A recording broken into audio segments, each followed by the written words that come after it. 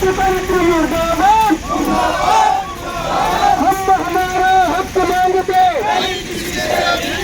हम हमारा हक मांगते। किसानों पर राजनीति बंद करो, अमिता जी ये लड़ाई है, अमिता जी ये लड़ाई। सभी साथी यहाँ विराजित हो और ये बैनर जो है ये रोड पे बैकग्राउंड में लगा दिया जाएगा।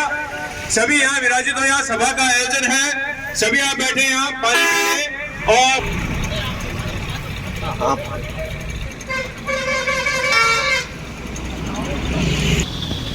सभी किसान साथी जो वहाँ है गाड़ी में जो है गाड़ी पार्किंग करके आ जाए यहाँ पर।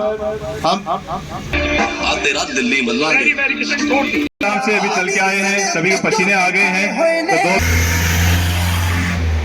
सभी मेरे साथ एक नारा लगाएंगे। एकता, किसान एकता, किसान एकता।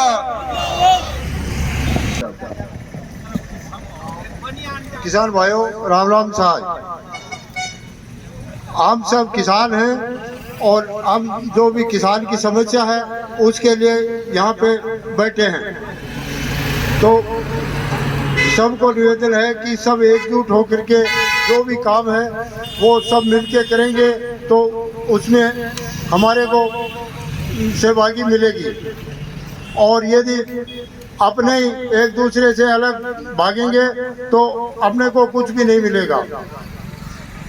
और रही बात जो भी पार्टी है तो वो किसान का कुछ ही नहीं समझेगी, किसान अपने आप ही समझेगा तो ही कुछ हो सकता है। और ठीक है, राम राम साहब। हरलाल जी सरपंच आए। किसाना भाई राम राम साहब। जय जवान जय किसान। आज की ये अपने किसानों की और जो संयुक्त किसान मोर्चे की जो 6 महीने से इस एसडीएम कार्यालय के बाहर इनकी सर्दी बरसात गर्मी इनकी जो मेहनत है उनकी आज काबिल तारीफ और सह दिल से धन्यवाद के पात्र। गुमराह करके या अपन आपस में बंट के और जो अपने आज ये जो टुकड़े हो रहे हैं इनसे किसानों का भला होने वाला नहीं है। किसानों का भला आप जैसे जागे हुए सब हो, जागे हुए किसान सब है, लेकिन गुमराह हो रहे हैं।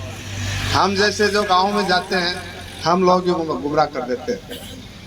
तो मैं मेरे किसान भाइयों से सभी से यही निवेदन करूंगा कि गुमराह होने से बचें और इस जंजाल से अपने संगठित होकर ताकत दिखाओगे तभी आपको ये जो कुछ मिलना है वो मिलेगा। और आज आपकी ये ताकत है, इस ताकत की बदौलत ही आज किसानों के खाते में पैसे आने शुरू हैं। कोई कह दे जी ये तो आने थे तो आज तक तो नहीं आए, ऐसे नहीं आते। आप अपनी ताकत दिखाओगे, अपना वर्चस्व दिखाओगे, अपना संगठन दिखाओगे तो सौ बढ़िया है कि जका भी फटकारा देना ही अपरली में दो चोखा भी लागे। आगे मैं निवेदन करूंगा, रेखाराम जी कीचड़ हूँ साहब, गुरुदेव रेखाराम जी कीचड़ यहाँ आए और सभा ने संबोधित करें। आप मेरे साथ नारा बोलेंगे, जय जवान जय जवान, किसान एकता, किसान एकता। धन्यवाद। सबसे पहले मैं मेरे किसान भाइयों को बहुत बहुत धन्यवाद देना चाहूंगा कि आपने इतने लंबे समय तक संघर्ष करके सरकार को मजबूर किया कि हम हमारा हक लेकर के रहेंगे। अगर ये आंदोलन नहीं होता तो न खरीफ की फसल का खराबा हुआ है उसका अनुदान मिलता और न आज जो गिरदावरी के आदेश किए गए हैं इस फसल के न वो होते। किसान की ताकत के आगे चाहे कितनी बड़ी सत्ता क्यों ना हो झुकना पड़ता है।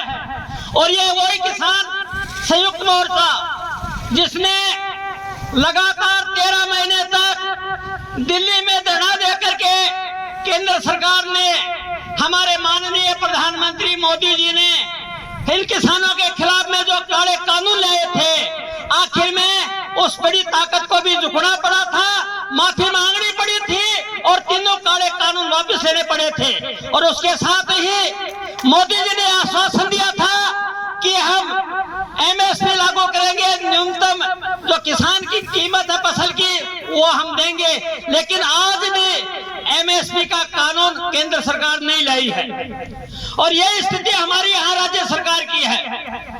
आपको मालूम है कि चुनाव से पहले कांग्रेस के युवराज राहुल गांधी ने गिनती की थी कि 10 की गिनती कीजिए, 10 दिन में किसानों का कर्जा माफ हो जाएगा।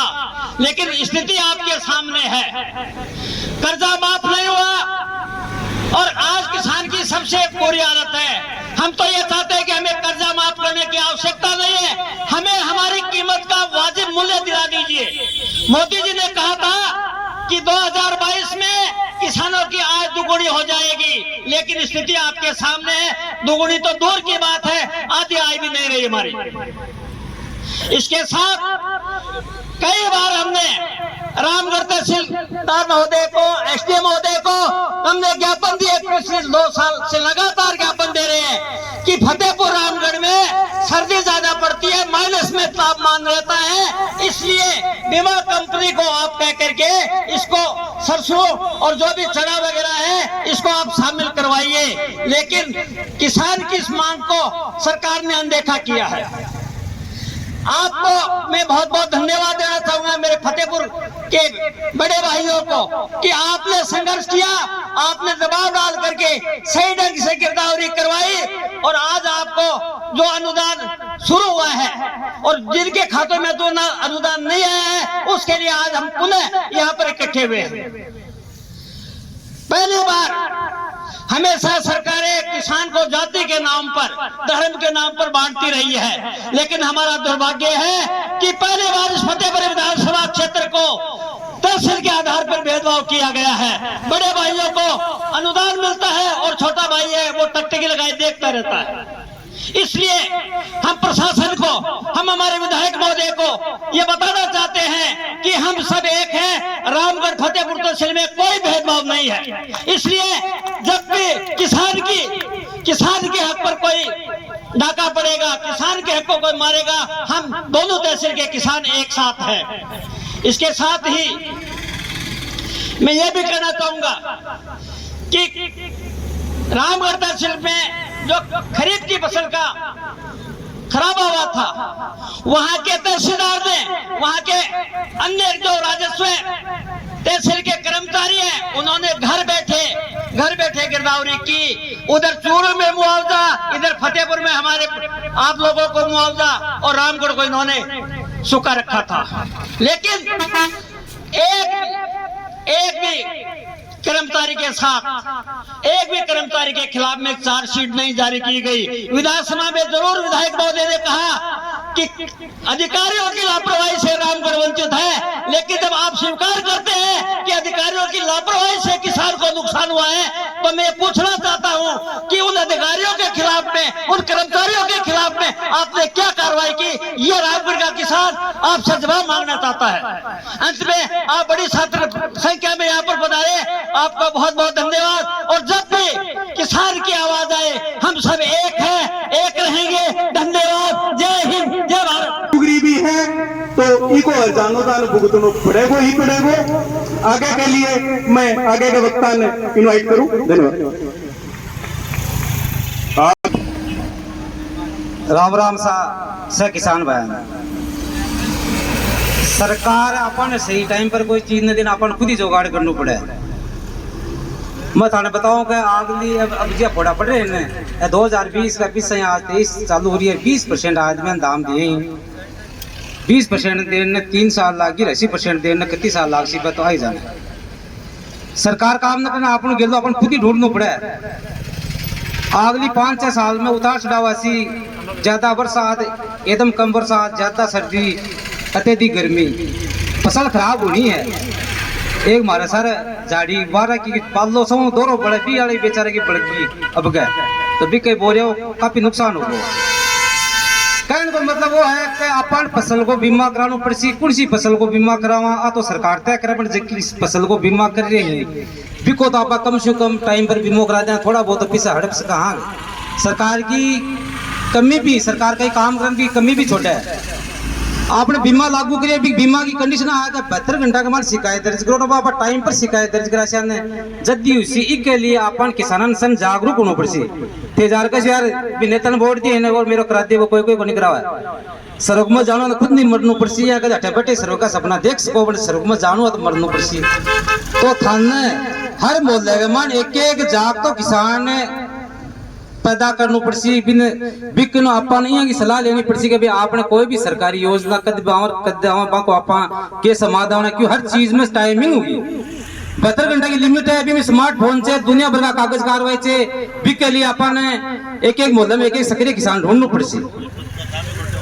तारों सौ निवेदन है कि सरकार क्या भरोसा लगा मान देते भी कोई अपन बीमा कराओ टाइम पर भी शिकायत दर्ज कराओ। अब सी छाटो छिड़को एवढा ठंड पड़ेड़ी है चौकी बाहर सी थे HDFC आपने शिकर लो बीमा HDFC करी है बिगा टोल फ्री नंबर जता भी थे कोठी वाला किसानों ने माली साइड में एक पिछली किसान नहीं मारे तो कोई काई पर जता भी कोठी वाला गांव वाला होने ते जरूर शिकायत दर्ज कराओ और फसल बीमा को क्लेम अगर दावा कर दे सोने तो बल पैसा देना पड़सी बिके मानी सरकार ने 3-3 सालों सिस्टम को लगा एक RTA लगा दे दूसरी फसल बाण ऊपर दाम गेर सी थारा करता है मान तो थारो निवेदन का हर मोहल्ले में एक सक्रिय थे आदमी ढूंढो अरे से आपने बांस गोड़े के माने एक आदमी बिगिया को है कि जो थारी मदद करे अपा झूठी राजनीति चमका वाला हाथ को मन कहे क्या भाई तू करा दे मो भाई मन वोट को लेना मेरो काम में रस्तो दिखानो काम तन खुद नहीं करना पड़सी दूसरे के चक्कर में तो बोल रहा नेता ने कागज दी देला टाइम पर आवेंगे घर कि यार मतलब दोबारा लाना पड़े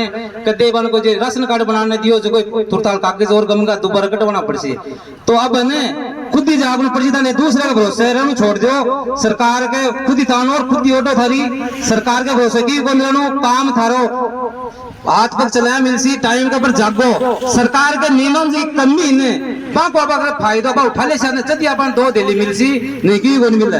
धन्यवाद सब किसान भाइयों गुजरात में आया इसके लिए बहुत बहुत धन्यवाद। और से बता किसाना की समस्याओं के बारे में सने मांग पत्र भी दे दी और सने बता दी तो इसलिए अपन वो संघर्ष है जो अपन ही करना है कोई के भरोसा के ऊपर को नहीं रहना क्यों नेताओं के भरोसे पर या जरा ये आंदोलन की शुरुआत देखो कितनी तगड़ी हुई और पता इन्हें खत्म करने की भी बहुत